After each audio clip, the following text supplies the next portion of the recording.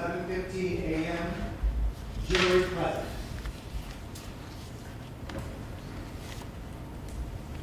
Camden 28 would like to call my mother. Elizabeth Eileen Good, having been duly sworn, testifies as follows. Hi. This is a switch. Can you tell the jury what kind of family and religious tradition we were raised in? Yes, I think I can do that. Bob, you came from a family in which at least we tried our best to bring you up according to the Gospels, to have our children stand on their own 2 feet, to have the courage of their convictions. We've rather a large family. You were the 8th of 10 children. We lived out on a farm. We have 5 acres, and it's a good life. Do you remember when I brought this up for the first time? I was talking to you and Dad and telling you I was going to apply for conscientious objector status, and then we had conversations. Yes, I do, Bob, because it kind of shook us up. I mean, every argument that you brought up was really handing it back to me. The way we had brought you up, the love of God, the love of your fellow men, no violence. You just threw it right back in my own face. Stood on your 2 feet, had the courage of your convictions, lived according to your conscience.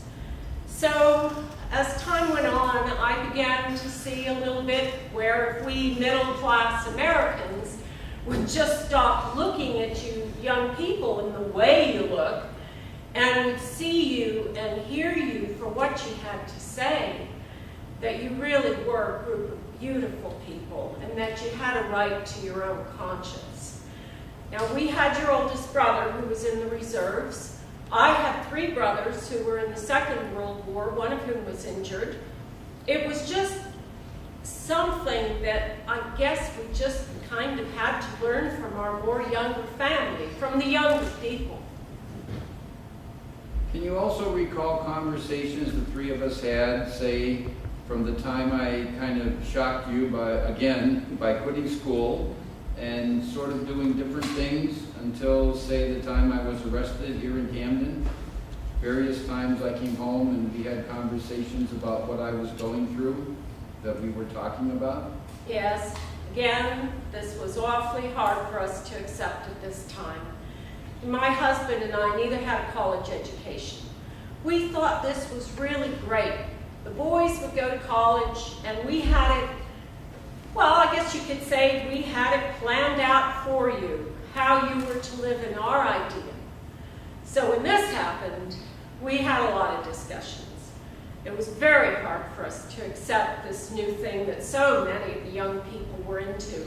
But again, it was back to the same old story of your right to decide for yourself. I think that little by little, you made us see that we just weren't always right, that we were so much involved in making a living, and the main thing was to pay off your home. And we didn't think enough about what was going on outside our own world. We had a very provincial existence. Well, I remember one time you were in Cleveland, and you called home long distance and you wanted to know how to make stuffed peppers. Why in the world do you want to know how to make stuffed peppers? Well, it's my turn to cook tonight. We're taking in quite a few alcoholics. Please give me the recipe for about 15 people. This was the kind of thing that you got into with us. And when you came home and you told us how you'd never known there were things like that that existed in the inner city, such as children not having any place to play, when you had all this ground out in the country to play. We tried to understand just what was going on with you, and although we had, well, it took a long time, just let me say that. It took a long time to accept it. Also then, going back a bit, there was a particular event that our family had to face in the summer of '67 that had a profound effect on all of us. Yes. Would Yes. you like to tell us about that a little bit? Yes, I would say there was a particular event. Your brother Paul, who is the 7th of the children, and the one next to you. And we thought of Paul and Bobby. We thought of them as almost like one person. They slept together and they grew up together. You know, when one would, you'd see one outside, one would be playing. Two tow-headed boys in a family. It's Rosemary, Betty Jane, and Dorothy, and it was Paul and Bobby. So Paul was drafted in the summer, in the year 66. He got out of high school. He was following his father and being a carpenter. And in the summer of 65, Bobby graduated. 67. Bobby graduated from 4 years in the seminary, and Jimmy graduated from Loyola in Chicago. Here was Paul going to Vietnam. So Dad and I took him to the airport in Pittsburgh, first plane ride. So this was 6 years ago yesterday. We took him on a plane. Now, I really wasn't worried because we had lost our oldest boy in a car accident. That was Matthew. I don't know. I guess I just must have thought that the Lord wouldn't take another child from us. I really didn't worry about Paul. About 6 weeks after Paul left, it was June the 19th, I received a letter from him, a beautiful letter, telling his father. I had a brother, Paul, in Hawaii, and he was telling his father in his letter how he thought he should take me to Hawaii after all these years. We worked hard, we had a large family. We'd taken in foster children into our home. Various times we took these children in. So we really thought that we deserved a vacation, and that he was going to take his R&R, which is rest and relaxation from the war, that he would go to Hawaii and visit his Uncle Paul and old relatives that we had out there.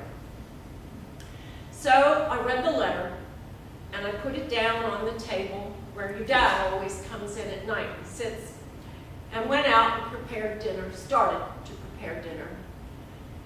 About 2 o'clock, I began to feel this terrible sadness.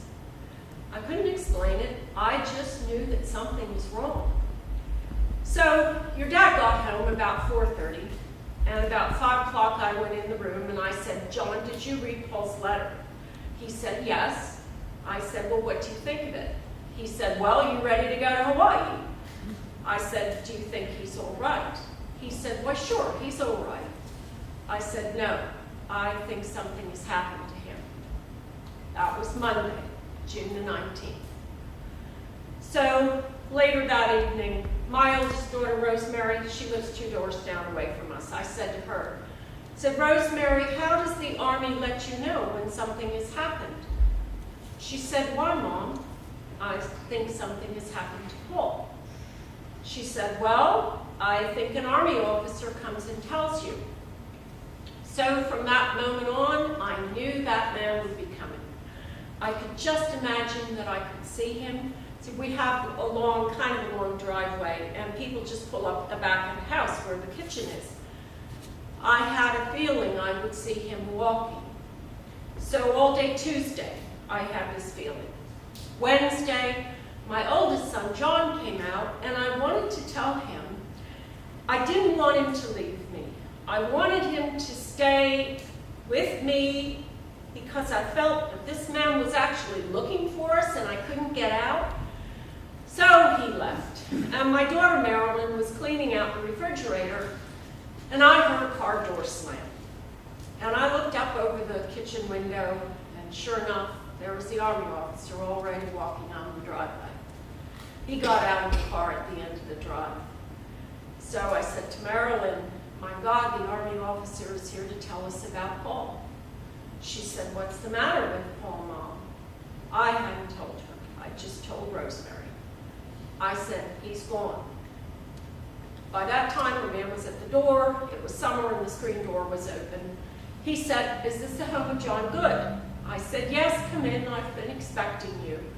So I got a little excited and I said, "Do you care if I call my daughter?" He said, "Don't get excited, Mrs. Good. He's just missing in action." I said, "No, he's gone." So my daughter came over, and he had to read this to us about missing in action, and he didn't know anything about it. when it had happened, when he was last seen, or anything like that. And I told him it happened Monday.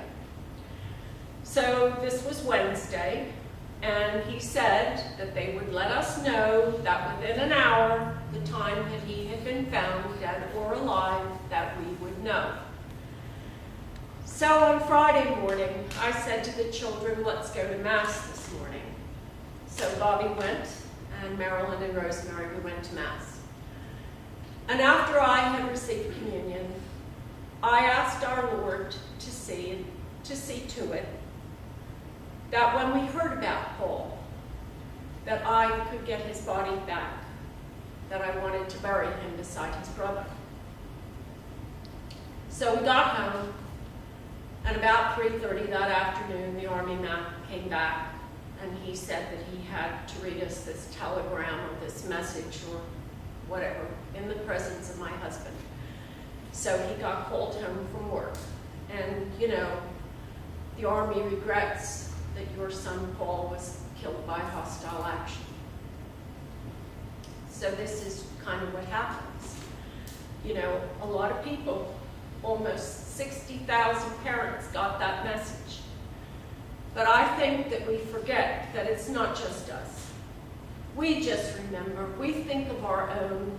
We don't stop and think about every mother that has the same kind of a heart. And indeed, all of these people, these children, these people that were killed in Vietnam, and not just South Vietnam, North Vietnam, Vietnam, were suffering something of what our own family was suffering. So then we waited for 2 weeks. July the 1st, our boy came home. We had to go out to the airport. A lot of his friends were there, and they brought his body back. And I have never been able to figure out to this day that my son was killed on the 19th of June, and we were able to view his body, which is very unusual, because they say that in the heat of the jungle, and he was killed in the Mekong Delta, that 24 hours after death, they are just not able to be viewed. But we were able to view his body. He was buried on July 3rd, military funeral. So it was after that that Bob seemed to get more concerned, well, all of us did, about this war in Vietnam and what was happening. And I still, even until last Friday, I still tried to hang on to the theory that my boy died for his country. But after Mr. Zinn was on the stand and he spelled it out, tin, rubber, and oil, that's when I broke down in court. That's when I broke down and I realized, you know, it was pretty stupid of us to have swallowed all that business about America being over in South Vietnam to save it from the communists, when we had permitted, as they say, Cuba, 90 miles from our shore, to be a communist country. So after this happened, Jimmy went to the Peace Corps in the Dominican Republic. And we had many discussions about that. We had many discussions when he came home that it just wasn't the way they told it to us. That our country is down there, for instance, in the Dominican Republic, to help these people. Well, he's saying, we see so many poor. He's telling me about the cost. He says that the wages for a boy or a man down there to raise a family in the Dominican Republic is $1.50 a day. Now, we're down there. Rockefeller is down there. And his man and his top group, you know, he's the one that's getting the 4 a day. It doesn't go to the people. So I guess that's just about all I had to say. Everybody has to figure out for themselves what this war has cost in human lives, what this war has cost in money that could have been spent in this country. Now, I think it was the president who said $100,000 in his first State of the Union address. $100,000 would go to the research of cancer. They're the only members of my family, my sisters and my brothers, that have died, lovely people, have died of cancer. And there is $100,000 going to research cancer. and $70 billion for defense. Where are our priorities? I really feel guilty. I feel guilty that we have sat aside and let them take our voice. Mr. Zinn said it so beautifully when he said they are kidnapped, literally, and they are taken 10,000 miles away from home. Most of them, they're just kids. They've never been more than 50 miles away from their homes, just like my son. He never owned a car, something he was really looking forward to. Why should these lives be cut down for tin, rubber, and oil? That's the real reason. I think if this country is attacked, there isn't a boy in this country that wouldn't stand up and fight in defense of it. None of my boys, all my boys would, I'm sure. But I don't believe in sending them off to these places for tin, rubber, and oil, or whatever it is it may be. And I think if there are any criminals in this case, it's the middle class who just sits by and hasn't done anything and has allowed this to happen, has allowed our boys, and not only our boys, but our money, because it's our money, it's our tax dollars. We give our boys and we give our money. In New Jersey, it's $900 for the cost of an average home taxes. How hard is that to get together? This is the reason so many of us don't go on vacations. 2 years ago, my husband and I took our first vacation. So this is just wrong. This is wrong. Things should be turned around. Things should be turned around so that we could enjoy life. Life is a beautiful thing. Boy, is a beautiful thing. I feel that Paul should be here. He should be enjoying life. He would be 25. He might be married and have a child. He'll never know what it's like to hold his first son like we did. No, I really think that things are wrong. I really think that we have a lot. Maybe these middle-class Americans don't realize what those kids are trying to do. They're trying to show us where we're wrong. We should be showing them, and instead they're showing us, even with their lives. I certainly don't want to see my son go to prison for what he's done, but I'm proud of what he's done. He's done what we brought him up to do. I know he loves his country. We brought him up to stand on his own 2 feet, to have the courage of his convictions, and I think he's done just that.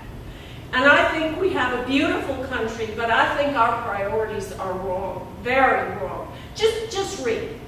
Over the weekend, if the acting head of the FBI can burn files, why can't my son burn them? And he's burning them for a much better reason, I would say that of the two, my son is the patriot, much more so than the acting head of the FBI. We ought to be ashamed of ourselves. I know that I am. I'm ashamed of the day I took my son to that airplane and put him on. I'm ashamed of the pride I felt when the taps were played, and I did have pride. And I am proud of my son because he didn't know. We should have known, but he didn't know. A kid that never had a gun in his life. Because we, just like the Rileys, never had a gun in our house. When we say that we taught nonviolence, we mean our children were taught nonviolence. That's exactly what I mean. And to take that lovely, lovely boy and to tell him, you are fighting for your country. How stupid can we get? He was fighting for his country. Can anybody stand here and tell me how he was fighting for his country? If Mr. Zinn's testimony was his own, or was the radical's idea, or was so-called, then I would say, yes, all right, maybe there's room for doubt. But when it came from the Pentagon Papers, when it came from that little circle up above who knows what's going on in this country, then I say it is time for us to turn around and God help us. God help us before it's too late. Who gives us the power to go over to this little country, this small, and bomb the hell out of it? Who gives us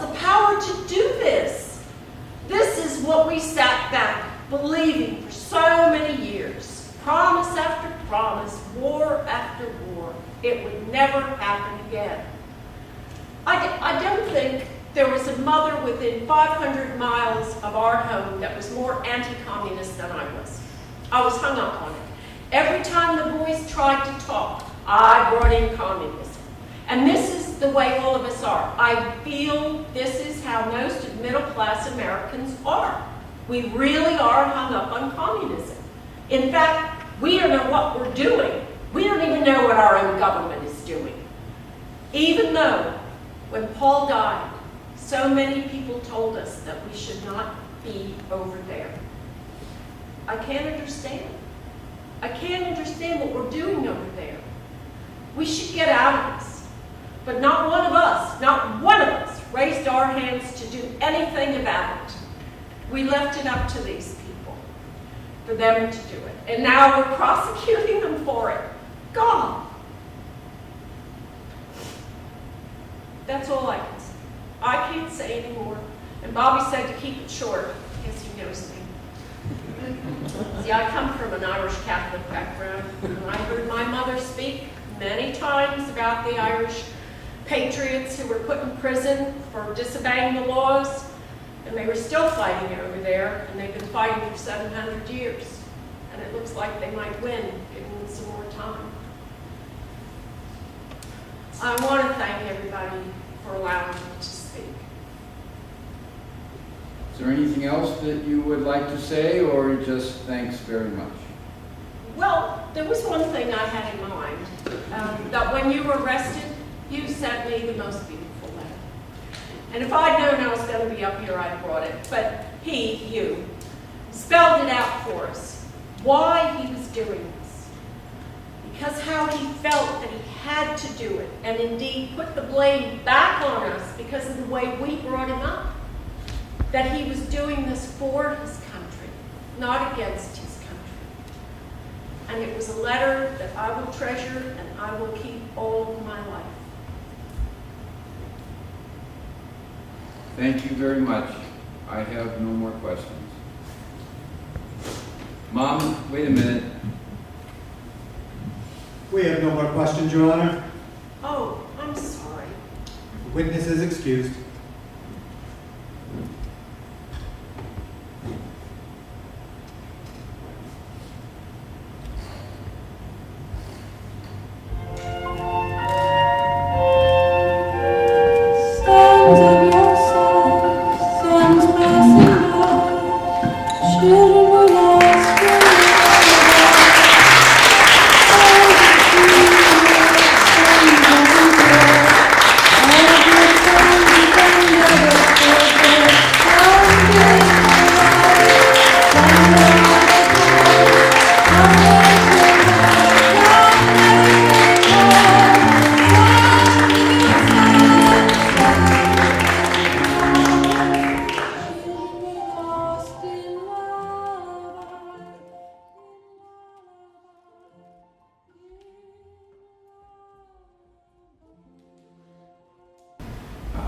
Would someone like to start the conversation? Perhaps. Yes, sir. Bob, I've known you a long time. I just want to say how much respect I have for you and what you did. Number one. The other part for me is that I was very surprised to hear that no one had pulled your mom aside over that weekend after she heard the testimony about the war, what it was really about, and hadn't said, Mom, this is what you should say on Monday, and that's what she said. I mean, that's just incredible and speaks to, about, so much about your mom, and now I understand why you are who you are, having heard that. Pretty compelling. I don't know if you want to talk more about that. Well, it's just that it never even occurred to me to say anything to her other than just talk about Paul. So I never, said a word. And what he's referring to, and she mentions in the testimony, was that there was an incredibly powerful moment in the court. It happened just serendipitously. The witness before her, the previous court date, was Howard Zinn, who was brought in by one of the defendants, and I'm sure most folks are aware of his incredible history and historian and social, research and history of the movement. And he gave a testimony that was very powerful about the history of Vietnam, about the history of civil disobedience in our country. And then he focused for a while on the Pentagon Papers, which had just been released not that long before this. And he talked about how the people were told one thing, but the inside word of the Pentagon Papers was something very different. And he talked about how even though the public was told it was for democracy and for freedom and for people, Pentagon Papers said, and in fact he said that he used the term, it comes back again and again like a Greek chorus: tin, oil, and rubber. And as he was talking, and he had just come in and went to testify, he didn't know any of us. So my mom was sitting in the front row, and as he was going through this, she started sobbing, and he continued to talk, and then the sobbing kind of reached a point where it finally had this just incredible, dam breaking, this incredible crescendo of just, and she just howled and screamed, and literally people had to help her out of the courtroom. And then she just kind of let that work in her over the weekend. It was a Friday to a Monday, and then she. Sir? Yeah, I want to really thank all of you for doing this. My name is Ken Howland. I put the information on the end of the table. I'm lucky to be alive. I served as a medic 63 to 65, almost went Green Berets out of boot camp. I never heard of Vietnam before 1962. I'm 79 years old, by the way. I was 24 when I was drafted. I was a pre-med. I made me a medic at Fort Meade, Maryland. I was in the first protest against the war, April 17, 1965, 5 weeks after I took off the uniform in Washington, D.C. And I was so conflicted. Guys are fighting and dying. We should be united in time of war. So I kept my mouth shut after that. I'll finish with this, and then I have a question. I taught history at a high school near Syracuse for 30 years. I've been retired 20 years. I'm a real peace activist. I left, I've already said, stuff on the table, help yourselves. But here's the point, and I used to say this in my history classes. All right, you're giving us a history, and thank you so much. The point, though, is, what about the future?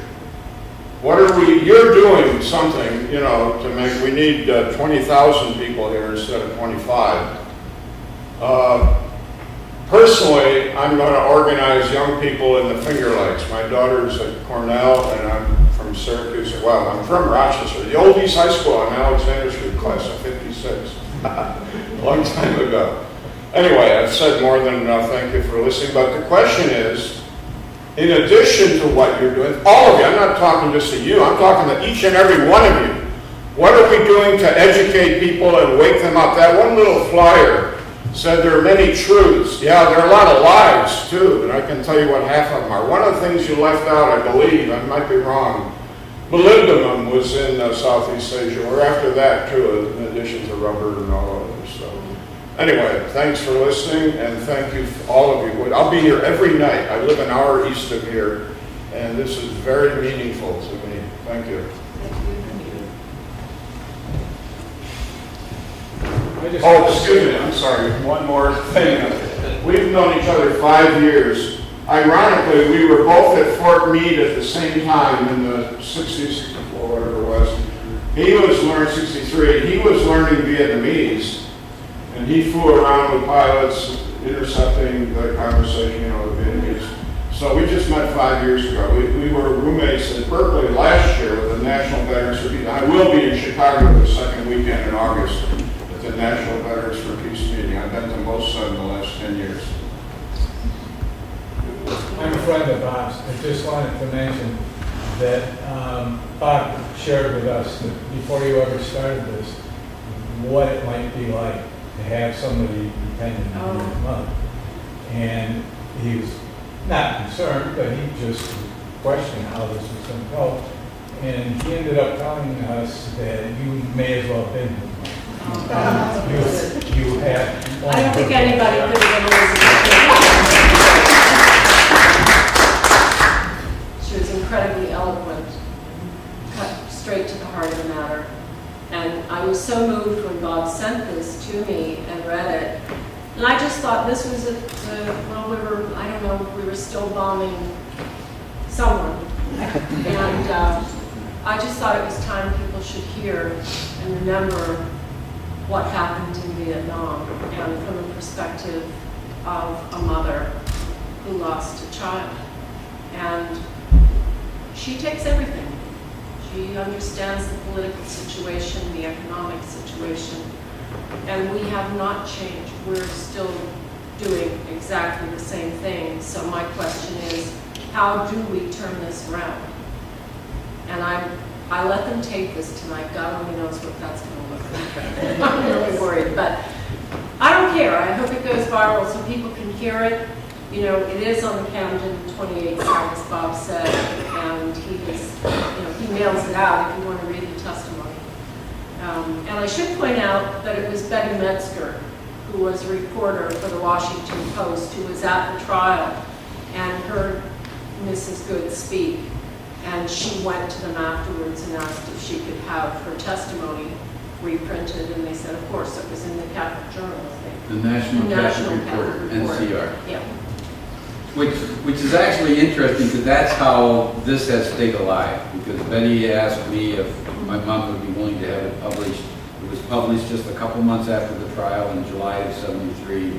I've had copies all these years, and eventually, Carolyn saw it and really wanted to do this. But so I do have copies of it's online a couple spots, but I have copies of the original.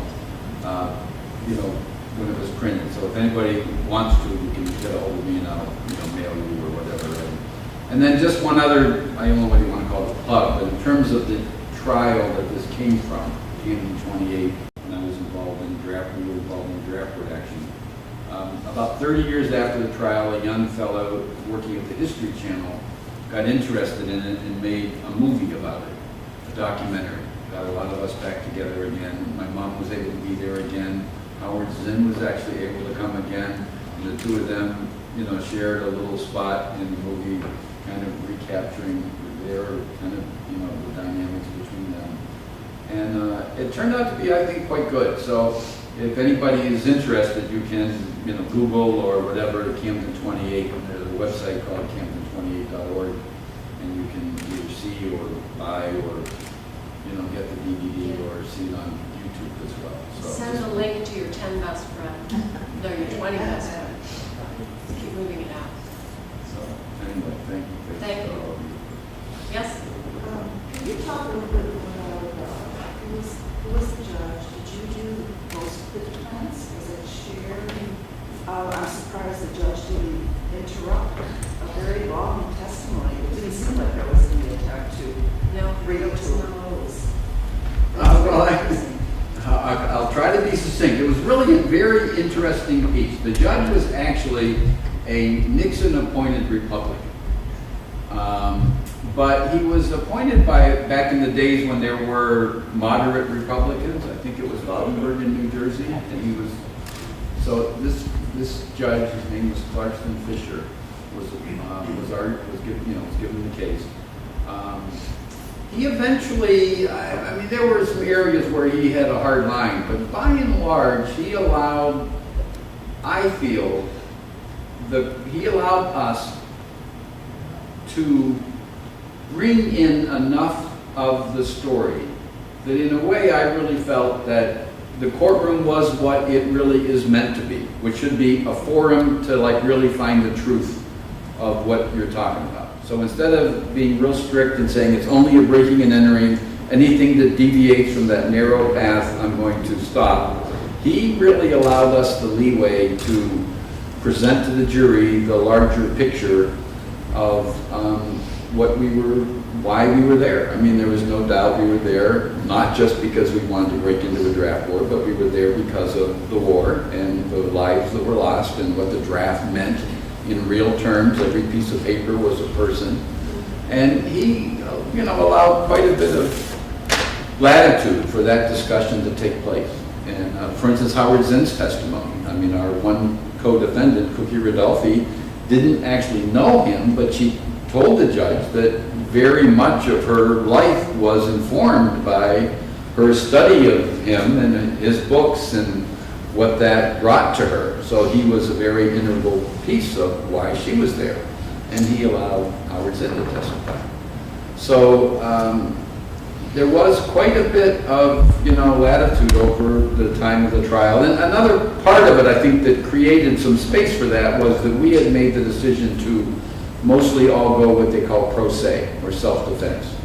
So that kind of humanized the courtroom. We stood up, we asked questions, we cross-examined, we brought witnesses, we could be there when there were conferences, and and we weren't just sitting there while the attorneys played the tight little game of what the rules were, and you can't say this and you can't say that. You couldn't quite say that to 20 people. So that made a big difference as well. But the courtroom was it really was a fascinating experience that, for a good several months that it lasted. And luckily it all resulted in an acquittal, and we were all acquitted on all of our charges. Yes. Oh, just to follow up on that, I've heard this story a lot because that's my dad. But wasn't the judge moved to tears during this testimony? Yeah. So that might have also Yeah. been why he didn't interrupt, because he was crying and the jurors were crying. No, that's actually true. Right? Yeah. No, I think Carolyn does a wonderful job and did a wonderful job, but her Irish dander was up. She had lost her son, and then just the day before, she had this huge breakthrough where she realized, that her son didn't die for all things good and peace and democracy and all that, but he died as, for, the fruits of war, and it just cut her deeply. And once she got going, she was very animated, and she would point her finger at the jury. We let them do it. We let them come and take the jury. We let them come and take our kids. And it was up to these people who did something about it. And it affected them a lot. And the jury was crying. And I had heard that. People have said that. I was sort of a little more focused. But he had his head down, and I think at times he was as well. So it was quite a powerful story. I was touched with your her bringing out the conversations, the discussions you had as you explored being a conscientious objector, and how they grew out of their teachings, and as the actual consequences of the values to talking to family. And it reminded me of your own experience, my husband's experience. We had the same kind of, his father fought in World War II, and yet he came to this conclusion, and his family was totally supportive because it made sense in the context. Well, the interesting thing with our family, and I think it really was a microcosm of the country. Paul's death kind of rent our family in half. It just tore us right down the middle. I have several siblings who were adamantly, go U.S. and don't you dare insult the, honor and memory of our brother Paul and all of that. And then we had others of us that, but it was not easy, and to this day, and I think that we had some discussions at WXXI before this was done, and I think that to this day, I think that is still true about Vietnam in particular in our country. I think so many still of the aging leaders, the entrenched people that, it has just continued to have the effects of tearing the country down the middle from all those years ago. And that's what happened. So when we had those conversations, they were not easy. I was meant to be the golden boy to go off and, go to college and get the degree and all that. And I dropped out midstream and long hair and hitchhiking across the country. And, it was a great disappointment to my family, very much. And, but our family was typical of so many where it split it.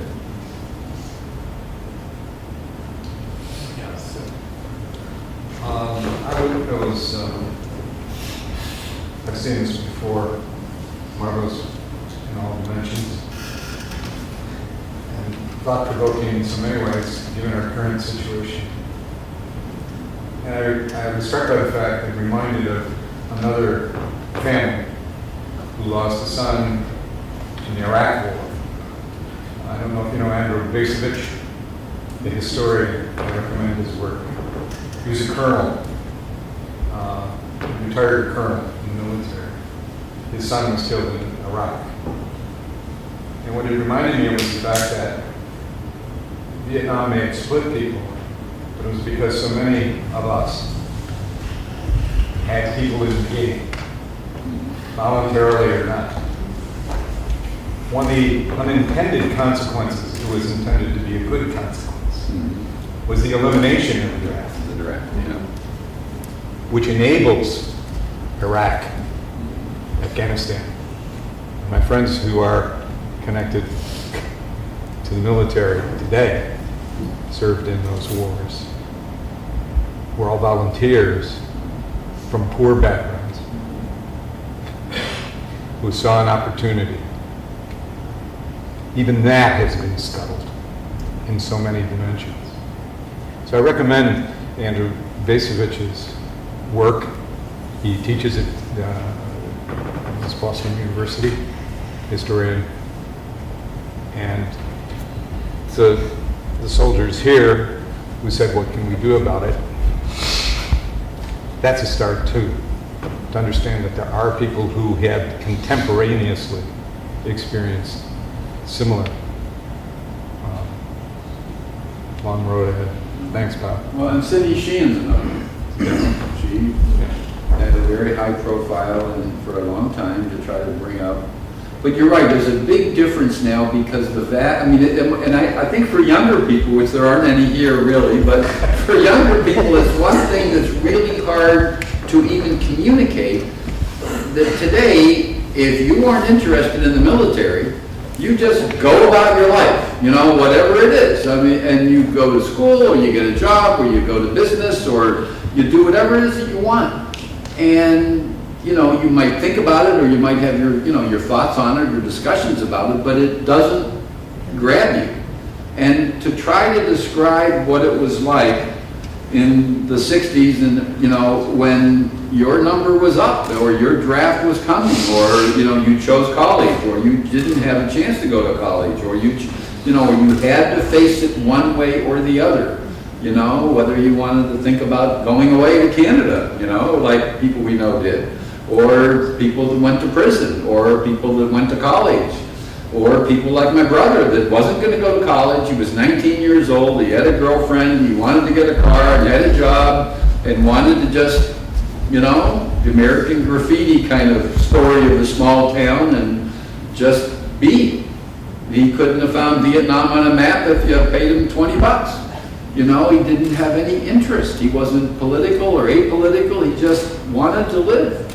And that's, of course, classic cannon fodder for the military, and they just sucked him up, I think there's an interesting point, too, to be raised about what you're saying, they don't know. I was having a conversation with Amanda and Carol before the show, and this isn't even taught in school. They don't teach American history that talks about Vietnam, that talks about the Second World War. And today I read, I think it's in the New York Times, that businessmen are considering or offering or suggesting that wars now be fought by contractors. That we have mercenary armies. So if you have a mercenary army, who's declaring war? Or are they just going to go out and have the war and leave the soldiers at home? What's happening, if I may, to that point, this is from the retired colonel friend of mine from Special Forces, used to brief betray us. The contractors, the private contractors, recruit from our military, from the officer class and specialists, but they have what they call, I forget the initials, they're basically third world contractors. Filipinos fighting in Afghanistan, from Latin America, many of whom are either former mercenaries in those countries, members of the Red Cartels, etc. This isn't conspiracy, this is documented, and they know this at the Pentagon and so on. So yeah, it's a business. It's Always business has and been. it's Always has been. extremely dangerous. Yeah. It's extremely dangerous. Sir?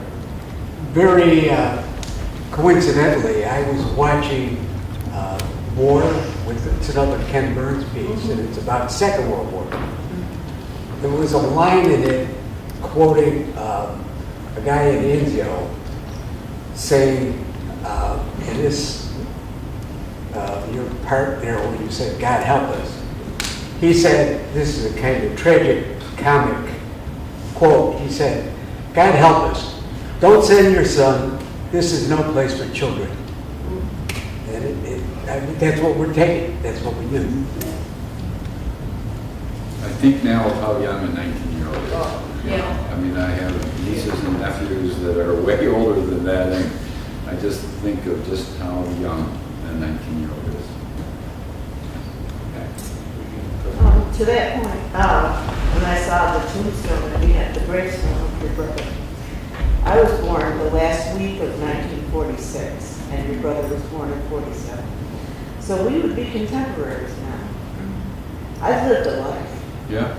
Made a lot of bad choices, did a lot of dumb things, had a lot of fun, had great kids and grandkids and great grandkids, none of which your brother will ever. I think of that a lot. You think of him as that picture of a 19-year-old, and now I'll think of him as like, what would he be as a 70-year-old? What would he look like? Would he have children? What would he be like as an uncle? Yeah. You know, as a parent, and not just that handsome young 19-year-old that's in those photographs. So yeah, it's a whole life that's just erased, and it's. May I add to, just this past Friday, I'm very lucky, you know, I went to Madison High School right here in River City, and we had a small graduating class, and we had our 50th high school reunion in 2014. You said there are no young people here. Look at me. But since then, because it was such a wonderful event, and a lot of people came from all over, because very few of us still live locally, ever since then, when anyone from the class is in town for a visit, or just when we get the feeling, we get together for lunch. And we just had a lunch this past Friday, and there were 16 of us there, and I thought, that's a pretty good turnout, really, after 53 years. And I mean, there are way more still alive, but just to get together for lunch was really great. And I have one very dear friend, Linda, whose brother Chuck was a year younger than we were. He was a grade below us, and as soon as he graduated high school, he was gone to Vietnam. And I don't think he lasted 6 weeks.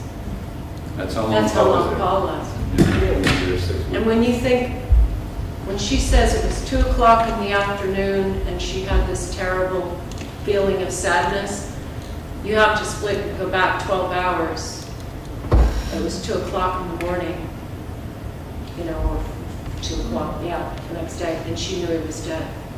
The hard thing about Linda, I very, very gingerly, a few years ago, we were talking about the wars that are going on now. And I very, very gingerly, because, you know, it was forefront of my mind that Chuck had died in Vietnam. And I said, you know, the sad thing is they're not really fighting for our freedom, which we're always saying, or fighting to keep us free. You know, it's usually something like oil or rubber. And she took great umbrage.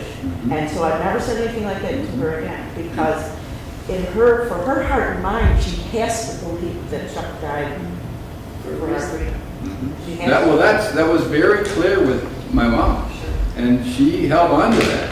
And it took, like she just said, you know, even if it was him speaking for himself, she would have maybe had doubt. But he was essentially quoting the inner secrets of the Pentagon and the Pentagon Papers, and you know, it took that to burst that dam, and it was one of the most powerful. I mean, the testimony was an incredibly powerful, you know, piece for sure, but the actual moment of that breakdown, you know, because it just, I could just remember that I could see it start and there was sobbing and crying and, you know, professors then kept speaking and then it built to a point and then just, I mean, it was just chilling. I mean, she just, 6 years just burst and it was an incredible moment. If I could just elaborate a little bit, I want to stress education, which has already been stressed here. Scott Ritter, one of our chief arms inspectors, the book Endgame, he said we didn't need to go into Iraq. Now, I was a retired high school history teacher because I couldn't learn enough Russian to be a professor, and I studied communism and all that stuff. But when I taught Vietnam, I said, here are 5 reasons to be in Vietnam, and here are 5 reasons or 6 not to be in Vietnam. These are 17-year-old American history students. So it's a little more complicated than materialism, although basically I come down on your side with this. My question, and then I want to say one thing after I give the question. Your program, the play, whatever, there should be an effort made to get it into the high school English or social studies classes. I don't know if you made that. No, all right, let me say this, how I figured out Vietnam. I didn't have much money, and it was a pre-med admission state. It took me 5 days, but I didn't do well enough in organic chemistry in 1960, so I dropped out. My father said, well, you got 3 years in, go back and get a degree because that'll mean more than, 3 years. It's the best thing that ever happened to me. It's probably saved my life. I happened to live in a house owned by the chief psychiatrist at the Nuremberg. I never met the man. He had his graduate student collected rent. But there were 25 students, half of them foreign and half of them American. I had a roommate from India. Anyway, the Africans were celebrating their first year of independence. I really got to know an Igbo named Daniel Archibald, and he taught me about Azikiwe and what was going on in Nigeria and all that stuff. All right, I went to California to study the Russians because I knew I wasn't going to go to medical school after I had my degree. And so I was drafted. I thought I had a bad leg that would keep me out, but I didn't have any money, so what the hell, research. And so I hear of this place called Vietnam, the first film. I'll never forget, wow, something's coming down. I was studying on a wildlife reservation, studying squirrels in the daytime and reading books on Russian communism, Churchill and all that stuff to try to catch up with what's going on, figure out what the hell's going on in the world. I'm in boot camp.